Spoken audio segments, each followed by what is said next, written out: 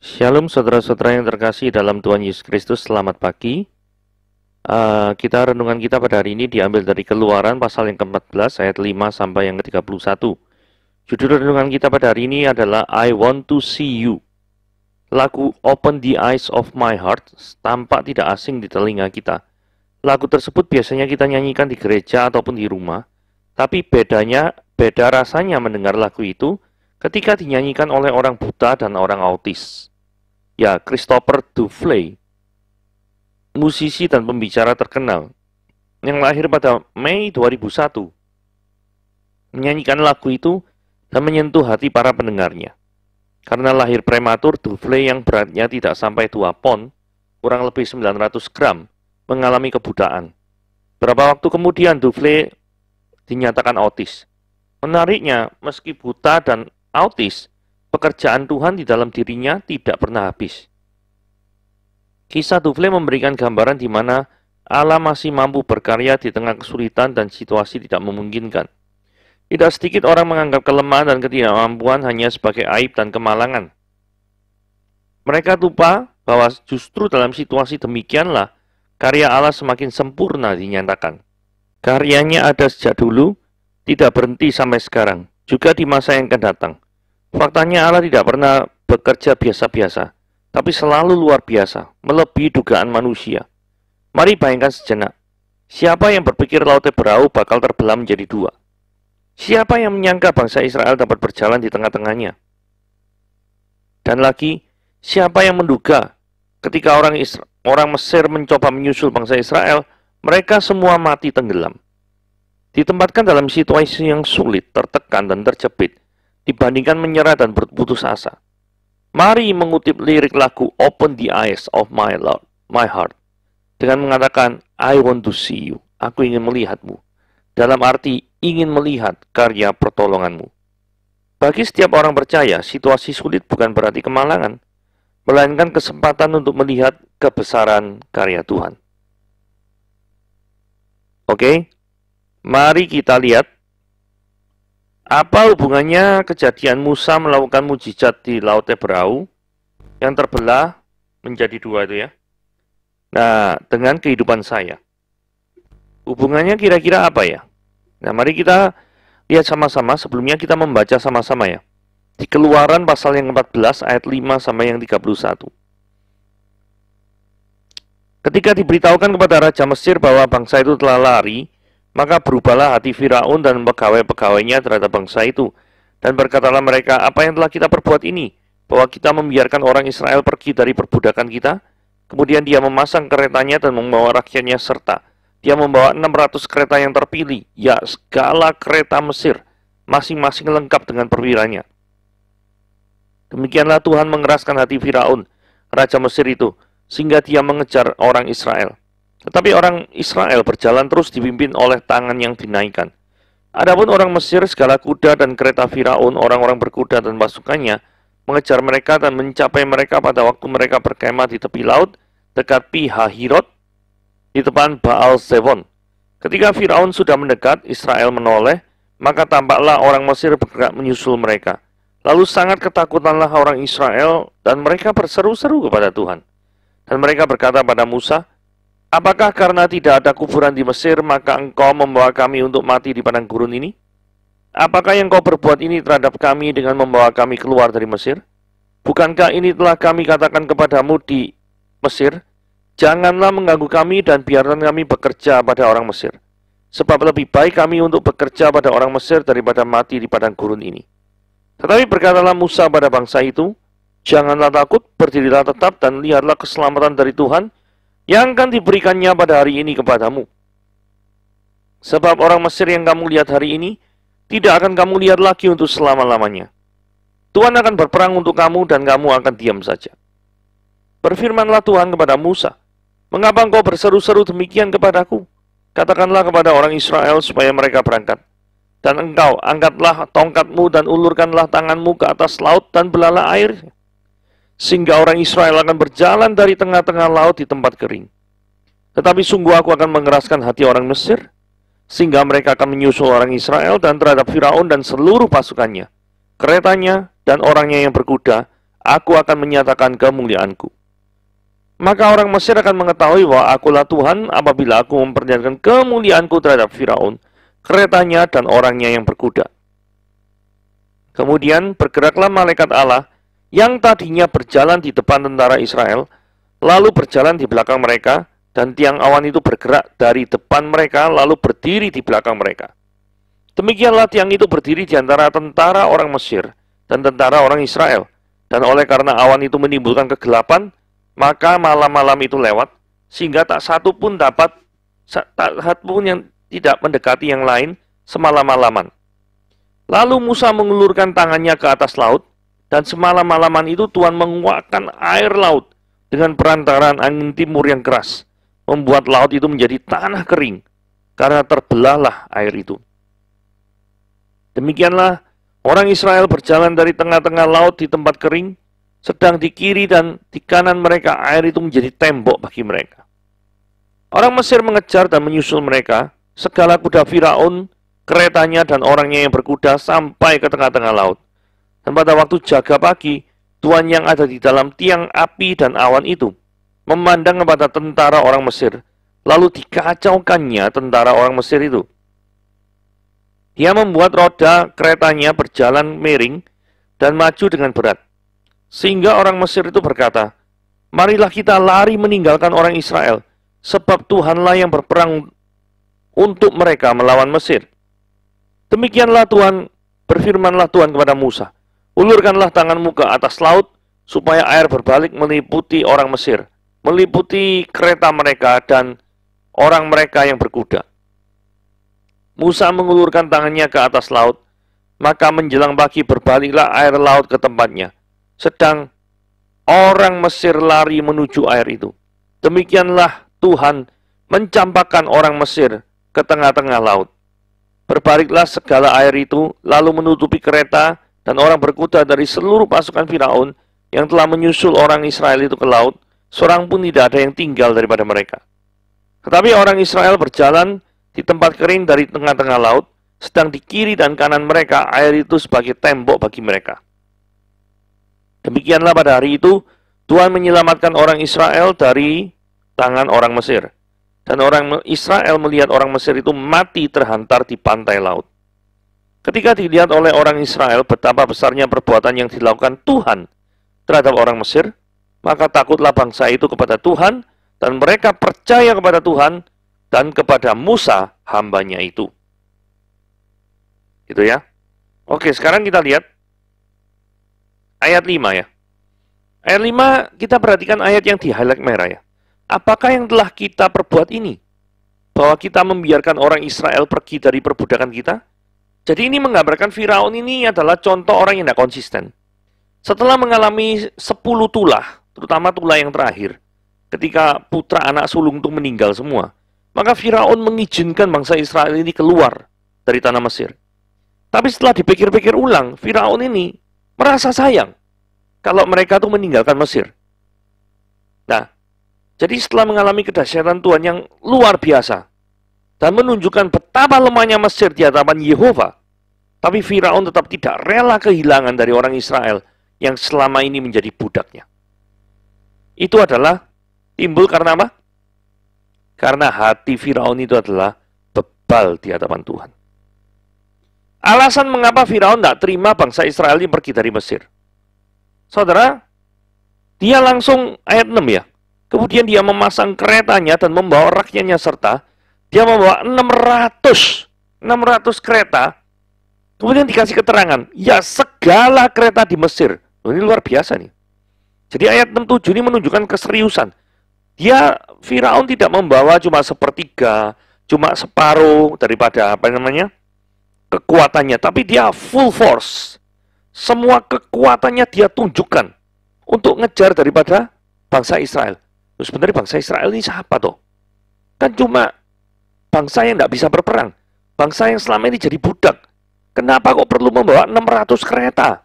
Nah, ini berarti menunjukkan keseriusan daripada Firaun. Dia tidak mau kehilangan 2 juta orang Israel. Mungkin lebih tepatnya 600.000 orang laki-laki dewasa. Coba Anda bayangkan gini ya.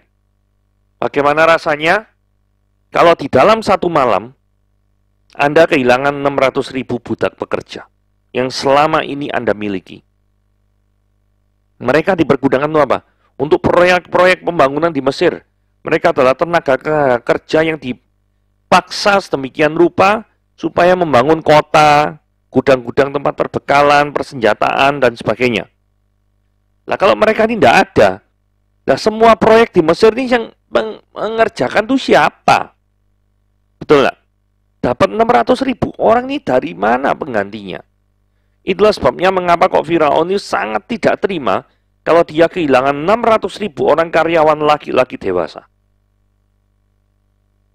Nah ini ya, mengapa Allah kok mengeraskan Firaun? Kita bertanya-tanya ya, demikianlah Tuhan mengeraskan hati Firaun. Apa sih pengertian Tuhan mengeraskan hati Firaun? Apakah ini berarti Tuhan itu menghalangi pertobatan Firaun? Misalkan gini, Firaun itu sebenarnya tuh pengen bertobat, pengen meninggalkan daripada kebejatannya. Tetapi karena Tuhan mengeraskan hati Firaun, maka Firaun itu tetap keras. Apa pengertiannya seperti itu? Saudara keliru ya kalau pengertiannya seperti itu.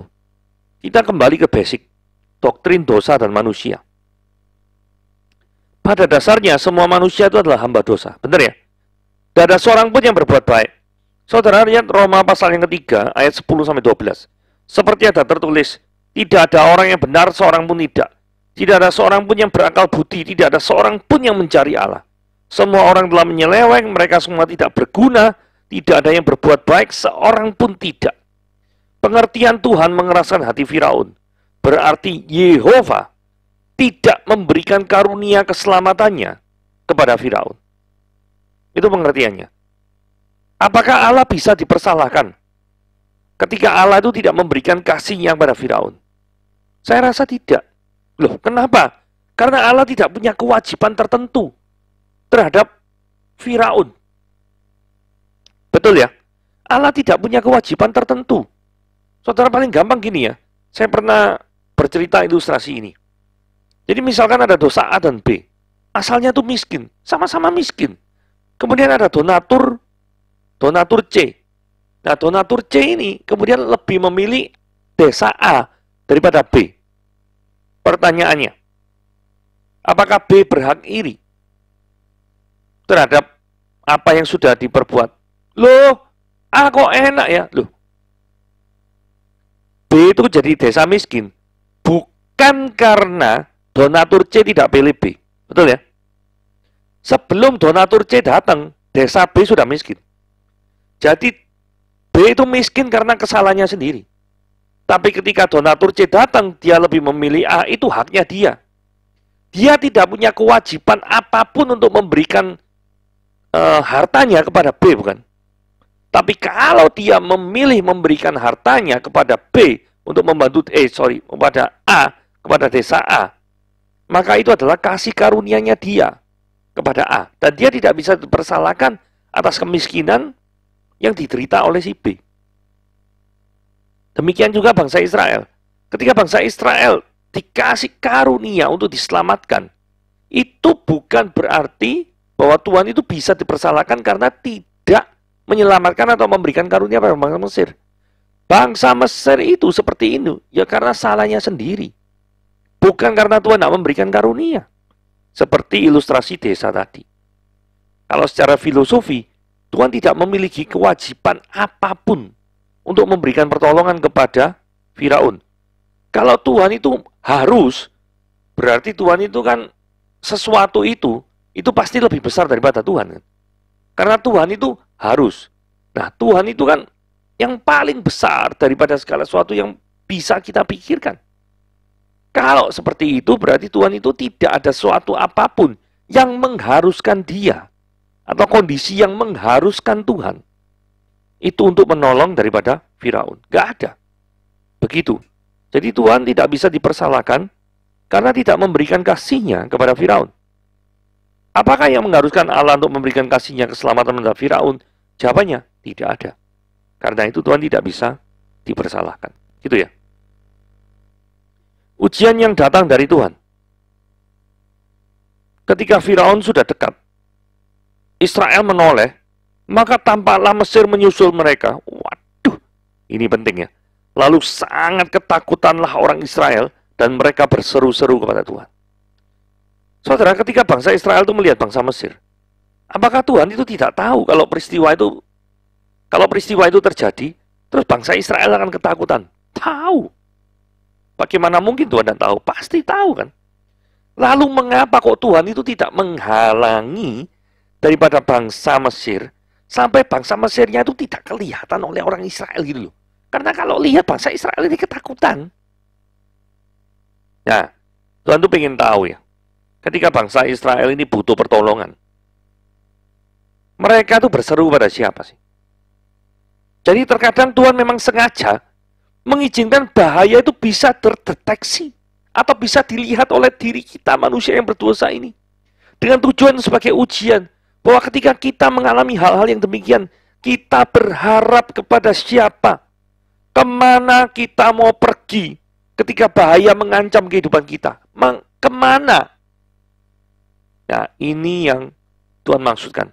Kenapa kok Tuhan mengizinkan daripada orang Israel itu bisa melihat bangsa Mesir itu mendekat? Karena bangsa Israel tahu ya, kalau bangsa Mesir ini mendekat, dia akan mengalami kehancuran, bisa-bisa dibunuh semua. Itu yang ada dalam pikiran mereka. Nah, terus ini respon orang Israel. Mereka itu bangsa Israel ngomongin Musa, apakah karena tidak ada kuburan di Mesir, maka engkau membawa kami untuk mati di padang gurun ini? Wah, ini kata-kata ini suwinis dia.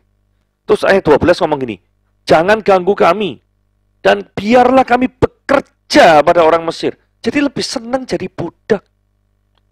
Visi Tuhan itu tidak dimengerti dengan baik oleh orang Israel.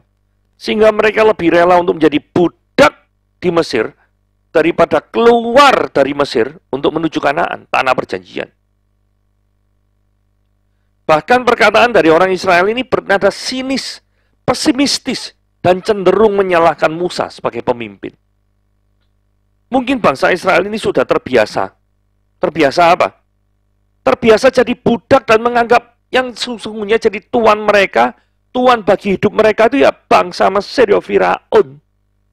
Jadi mereka itu sangat tunduk pada Mesir, bahkan mau jadi budaknya. Iya loh? Saudara, ini merupakan kebiasaan yang menyesatkan menurut saya.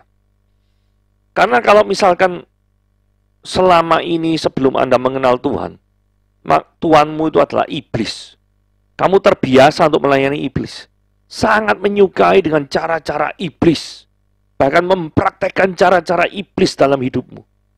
Maka, ketika engkau mulai mengikut Tuhan, engkau merasa agak kegerahan ketika mempraktekkan cara-cara Tuhan dalam hidup ini. Engkau merasa bergumul keras untuk mempraktekkan cara-cara kudus yang sudah Tuhan perintahkan untuk dipraktekkan di dalam tempat di mana engkau ditempatkan. Pasti ada penyesuaian. Pasti ada pergumulan yang keras untuk mengubah kebiasaan dari yang dulunya kebiasaan berdosa menjadi kebiasaan yang menyenangkan hati Tuhan. Saudara, kalau ilustrasinya begini ya. Ini kata-kata yang sangat bagus. Mau pilih mana? Kebiasaan kakinya dirantai, tapi dikasih makan terus. Anda tidak bisa kemana-mana, tapi dikasih makan terus. Kayak bangsa Israel. Atau kakinya tidak dirantai. Bangsa Israel keluar dari Mesir ya, nggak dibatasi, tapi cari makan sendiri. Cari makan sendiri susah, enggak susah. Tapi ada kebebasan. Kakinya enggak dirantai. Kalau kaki dirantai karena enggak bebas, maka dikasih makan. Begitu. Mau pilih mana? Dalam hal ini bangsa Israel, pilihannya aneh loh. Karena mereka lebih suka kakinya dirantai dan tetap diberi makan. Mereka tidak mau dibebaskan daripada rantai itu dan cari makanan sendiri. Mereka tidak mau.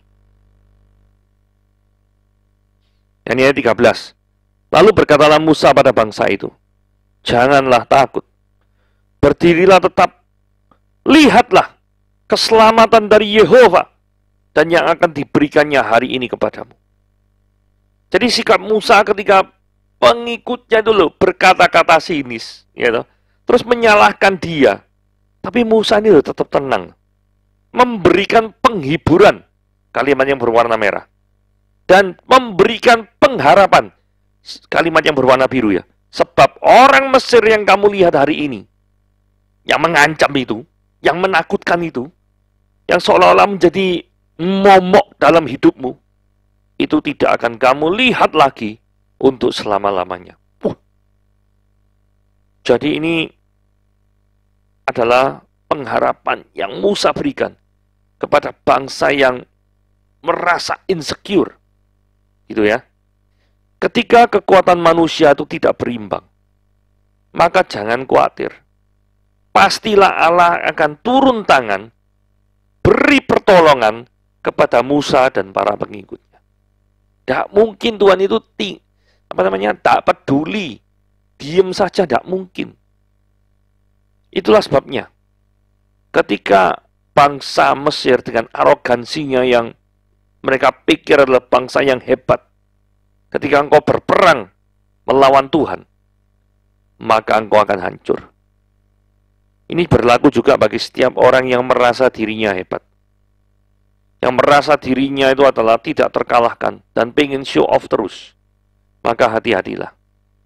Tuhan benci dengan orang-orang yang arogan. Tuhan yang berdaulat atas hidup kita. Nah, ini kita lihat ya, yang berwarna merah ya. Sehingga mereka menyusul orang Israel terhadap Firaun dan seluruh pasukannya, keretanya, orang yang berkuda, aku akan menyatakan kemuliaanku. Setelah kita bahas dulu ayat 16. Ayat 16 ini tidak pernah diberikan ya, baik oleh Musa maupun oleh umat Israel. Benar nggak? Karena ayat 16 ini isinya belala airnya, maka aku akan menuntun orang bangsa Israel akan berjalan di laut yang kering. Tidak pernah terpikirkan sekali. Jadi dari sini kita belajar ya, solusi yang Tuhan berikan seringkali melampaui dari apa yang bisa kita pikirkan, dari apa yang bisa kita bayangkan.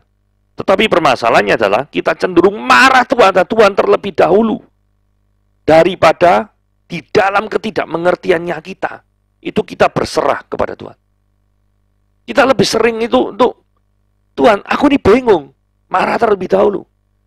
Jarang bagi kita untuk berserah. Padahal kita tahu solusi yang Tuhan berikan terkadang itu di luar pemikiran kita. Bahkan tidak pernah kita pikirkan sebelumnya. Lah berjalan di tengah laut itu masuk ya pernah dipikirkan oleh Musa atau ya? Pernah dipikirkan oleh 2 juta bangsa Israel? Ya tidak mungkin. Justru karena mereka tidak mungkin memikirkan solusi itu, maka mereka frustrasi dan mereka mengeluarkan kata-kata yang sinis, pesimistis itu. Nah, ayat 17. Terkadang kita bertanya mengapa kita diizinkan untuk melihat permasalahan terjadi dalam hidup kita.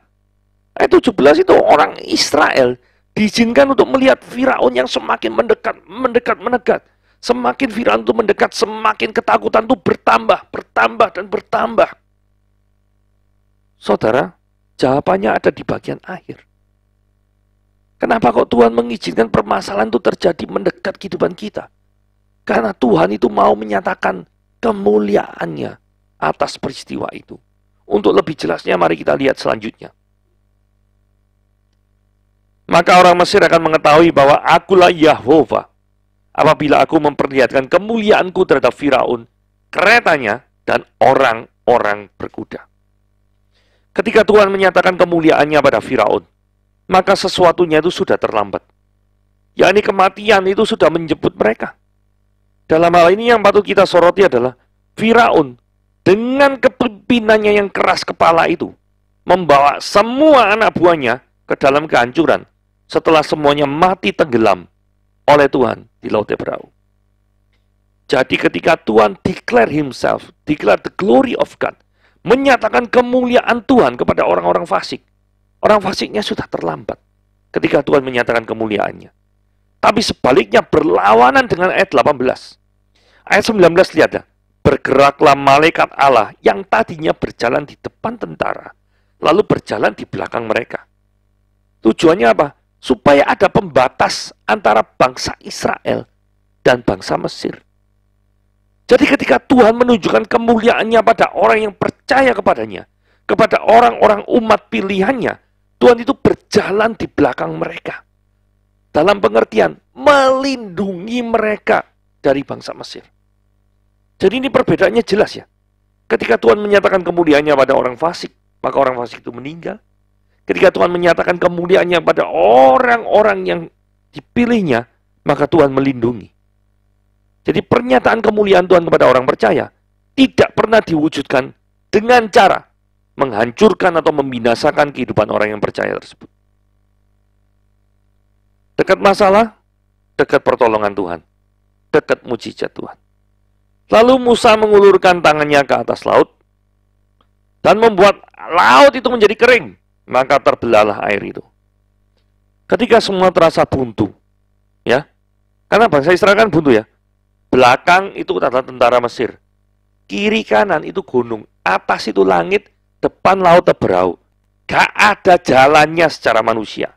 Itulah sebabnya saya katakan, ketika semua terasa buntu, maka sebenarnya menurut daripada cerita ini, hidup kita tuh sedang dekat-dekatnya dengan mujizat dan pertolongan Tuhan. Pertanyaannya adalah, apakah kita sudah menyadari hal tersebut? Dekat masalah, dekat pertolongan Tuhan, dekat mujizat. Itu kuncinya. Nah, mari kita lihat kehancuran tentara Mesir. Saudara, ini juga aneh ya. Maksudnya gini ya. Bangsa Israel kan sudah berjalan nih di tanah yang kering, ya toh? Yang kiri kanannya itu laut itu sebagai tembok, sebagai kiri kanannya. Tapi kalau kita lihat ayat 23, terutama yang berwarna merah, itu orang Mesir tuh ngejar sampai nyusul sampai tengah-tengah laut. Orang kalau jadi Israel itu tetap bingung ya. Aduh Tuhan, aku ini sudah ngalami mujizatmu. Tetapi kok kesusahan ini kok tetap aja kok memburu aku ya. Kok rasa-rasanya pertolongan Tuhan itu tidak tuntas. Sudah bisa merasakan sih jalan keluarnya. Kalau tadi kan belum bisa ya. Depannya masih terlihat laut, belum terbelah, belum merasakan jalan keluar. Kalau saat ini, lautnya tuh sudah terbelah, sudah merasakan jalan keluar. Tetapi tetap juga merasakan ketakutan. Karena apa? Karena orang Mesirnya itu juga masuk ke dalam tanah yang kering itu. Jadi ternyata walaupun sudah mengalami mujizat, tapi bangsa Mesir bisa mendekat. Bahkan mereka menjangkau sampai ke tengah laut. Nah, ketika itu, kita dalam fase tetap ada kebimbangan, ketakutan. Ayat 25 menjelaskan kita. Yahweh membuat roda keretanya, kereta daripada Mesir itu, berjalan miring dan maju dengan berat. Artinya apa? Walaupun 600 kereta itu tidak mungkin bisa jalan mulus-lus untuk berbangsa Israel. Nggak bisa. Ya toh? Kalau mereka nggak bisa, maka bangsa Mesir nggak bisa mendekat ke bangsa Israel. Jadi Tuhan membuat dua cara ya, supaya bangsa Mesir nggak bisa mendekat bangsa Israel. Pertama, dia melindungi dalam bentuk tiang awan, tiang api itu ke belakang bangsa Israel. Yang kedua, dia membuat roda keretanya itu jalannya berat, majunya berat. Nah, tentara Mesir kemudian menyadari bahwa ini ya, kereta jadi berat ini bukan semata-mata karena masalah mekanik, masalah dengan as, masalah dengan roda. Asalnya dari Mesir dibawa ke sini, dipacu, tidak apa-apa kok rodanya. Loh sekarang kok ada apa-apa, ini berarti ada sesuatu. Ya yang ada apa-apa itu bukan cuma satu, tapi 600 kereta kudanya itu masalah semua. Jadi kan pasti ada sesuatu. Mereka tidak bodoh.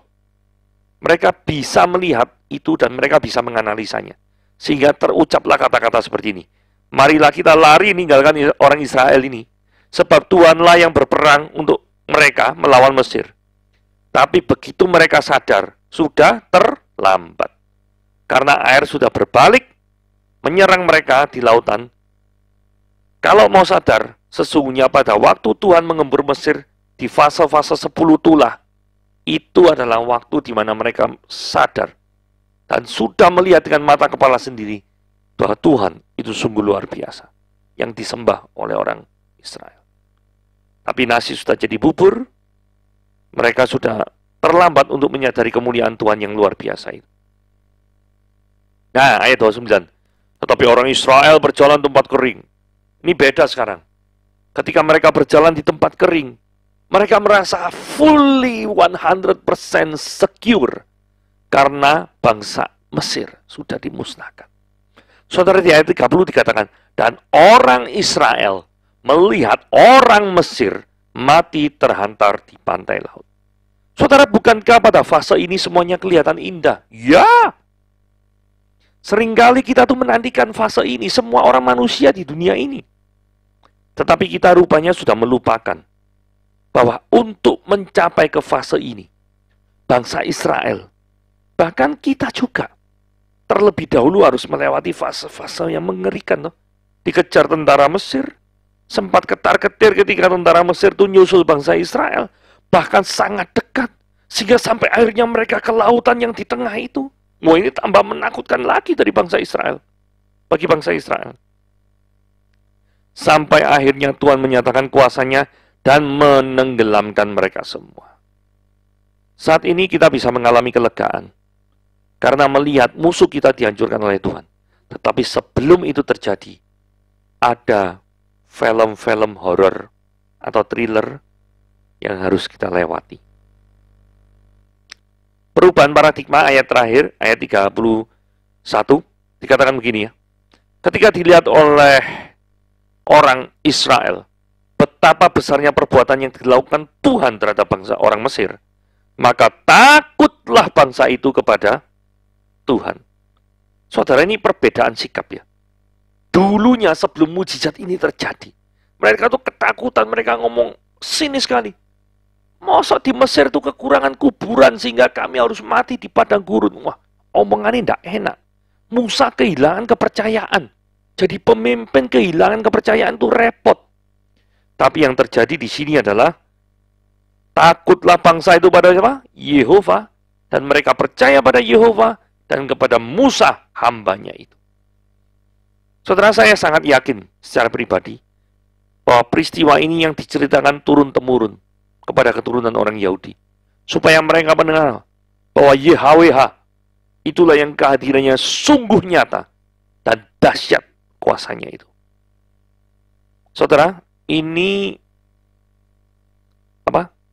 menjawab daripada pertanyaan mengapa di Yohanes pasal yang ke-14 itu dikatakan nanti ada orang yang takjub dan menyebut Yesus anak Allah. Karena apa? Karena melihat Yesus ini menaklukkan kuasa alam, menguasai kuasa alam di Danau Tiberias. Mari kita baca ya. Lalu mereka naik ke perahu dan angin pun redalah. Dan orang-orang yang ada di perahu itu menyembah dia katanya, sesungguhnya engkau anak Allah. Saudara, mengapa kok Yesus ketika menguasai daripada alam, ketika meredakan daripada gelombang-gelombang daripada alam itu, kemudian disamakan persis dengan anak Allah. Anak Allah based on Yohanes 5 ayat 18 itu sama dengan Allah. Karena sama peristiwanya ketika Yehova menolong daripada bangsa Mesir, dia juga menggunakan alam sebagai media untuk menyatakan mujizatnya. Yesus juga menggunakan alam to declare himself as a Messiah. Jadi ini ada suatu hubungan yang sangat menarik lagi kalau kita pelajari daripada perjanjian lama dan perjanjian baru dan kita buat paralelisasinya. Jadi sangat penting ketika kita mengalami pertolongan Tuhan ya, kita ada perubahan paradigma atau setidaknya keyakinan iman kita kepada Dia itu semakin bertumbuh dan semakin mengenal Dia. Sama seperti bangsa Israel, dari dulunya mencela Tuhan, sekarang jadi takut akan Tuhan dan memuji dan menyembah Dia. Saudara, ketika mujizat Tuhan dinyatakan, bukan semata-mata ditujukan hanya untuk menolong saja, bukan. Tetapi tujuan akhir daripada mujizat itu untuk mengembalikan daripada orang-orang Israel untuk percaya dan menyembah pada Allah yang sejati. Sekian renungan kita pada hari ini. Tuhan Yesus memberkati.